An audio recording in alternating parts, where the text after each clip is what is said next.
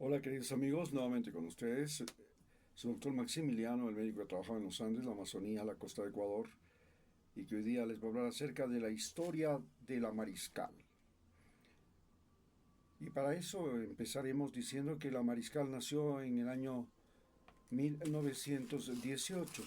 Entonces, para 1922, en honor a la batalla de Pichincha,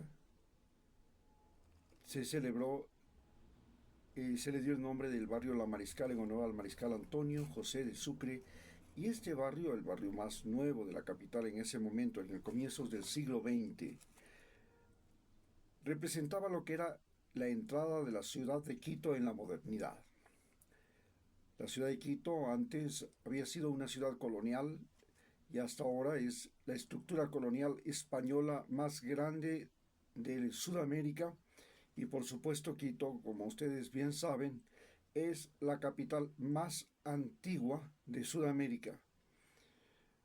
Fue primero capital, la segunda capital de los incas, luego fue la capital de la Real Audiencia de Quito y finalmente la capital de Ecuador. Y en esta ciudad se dio un nuevo orden dado por el siglo XXI, por la llegada de la electricidad, del automóvil, que fueron los más grandes cambios que se dieron a comienzos del siglo XX. Las casas que se estructuraron aquí en la Mariscal, además, incluían acero y cemento, una nueva arquitectura que difería de la arquitectura de la zona colonial, donde el ladrillo, el adobe y el barro eran lo esencial. Además, fue el primer barrio que tenía casas con jardines en la parte anterior y con garajes. También era el primer barrio en que las casas tenían baños en el interior de las casas y que ya no tenían las gentes que ir a recoger el agua de una pileta que estaba por lo general en el centro de las casas coloniales o en alguna plaza cercana como San Francisco, la Independencia, Santo Domingo, sino que el agua llegaba por tubería. Esta revolución de la arquitectura también trajo consigo una revolución en la conducta humana. Por primera vez en el Ecuador circulaban automóviles. El proceso siguió hasta el año 1960, en que se crea el aeropuerto Mariscal Sucre, y el momento en que en los años 60 se crea el aeropuerto Mariscal Sucre y el Hotel Quito, esta calle, la principal de la Mariscal, denominada la Avenida Amazonas, era la que conectaba el aeropuerto con el Parque de Ejido, y alrededor del Parque de Ejido estaban los hoteles. Con la llegada del aeropuerto, de los aviones, esta revolución del transporte aéreo se traduce en la construcción de grandes hoteles situados fundamentalmente en la Avenida Amazonas, en el barrio de la Mariscal, y ahí tenemos entonces el Hilton Colón, el Mercure, el Marriott y más tarde o al mismo tiempo se produce otros hoteles grandes como el Swiss Hotel. Después de esta época de bonanza, en los años 60 y 70, una parte de la Amazonas se convierte en lo que se denomina el tontódromo. El tontódromo era la avenida Amazonas comprendida desde la calle Orellana hasta la avenida Patria, en la que los dueños de los nuevos vehículos, de los nuevos automóviles, salían a lucir sus compras, sus vehículos, a exhibirlos y a saludarse con los amigos.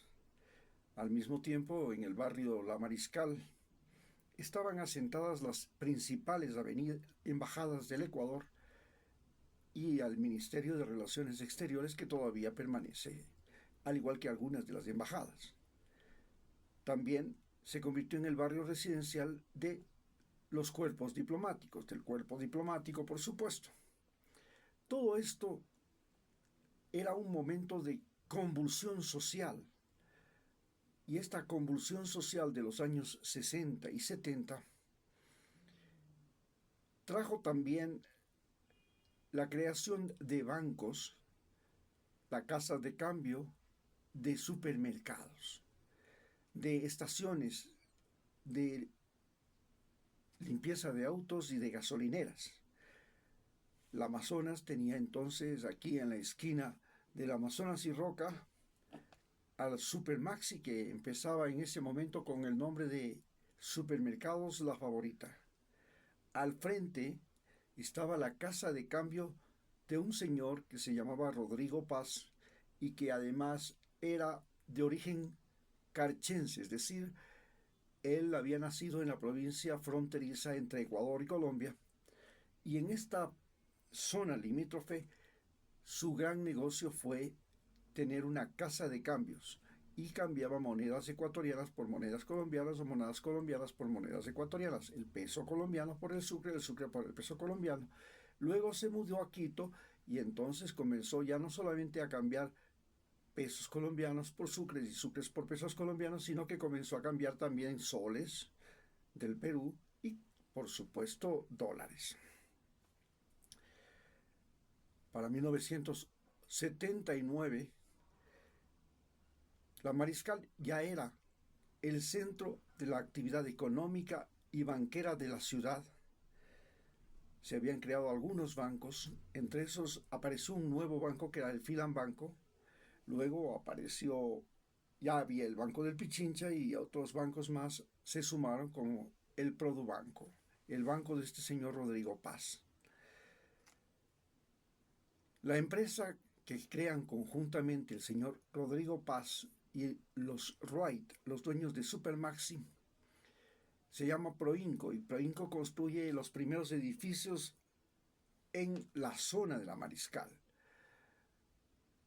Entonces llega el gobierno de Roldós, luego del gobierno de Roldós llega el gobierno de Hurtado, y es ministro de Finanzas precisamente el señor Rodrigo Paz. Este señor Rodrigo Paz se le ocurre monetizar la deuda externa, o sea, sucretizar la deuda externa del Ecuador. Y la deuda externa del Ecuador era la deuda que tenían los grandes exportadores y los grandes importadores, sobre todo los grandes importadores. Y, por supuesto, el gobierno nacional, que ya comenzó a pedir fondos al Fondo Monetario Internacional. Esa sucretización de la deuda en dólares permitió a empresarios como los Wright y el mismo banquero Rodrigo de la Casa Paz, Rodrigo Paz, liquidar su deuda y hacer que todos los ecuatorianos paguemos la deuda que ellos habían adquirido en dólares, y simplemente se resolvió el problema comenzando una carrera inflacionaria en el Ecuador con la devaluación del sucre, y más tarde, cuando llega al poder León Febres Cordero, esta devaluación del sucre se acelera, acusando de que el Ecuador había sufrido un desastre natural que había afectado al oleoducto. Desde 1974, la economía del Ecuador ya no dependía del banano, sino que pasó a depender específicamente del petróleo.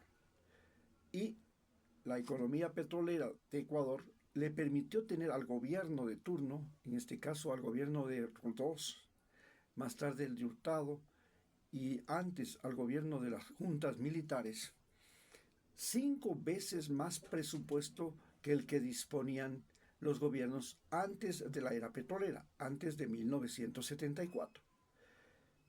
La gran cantidad de estos recursos fueron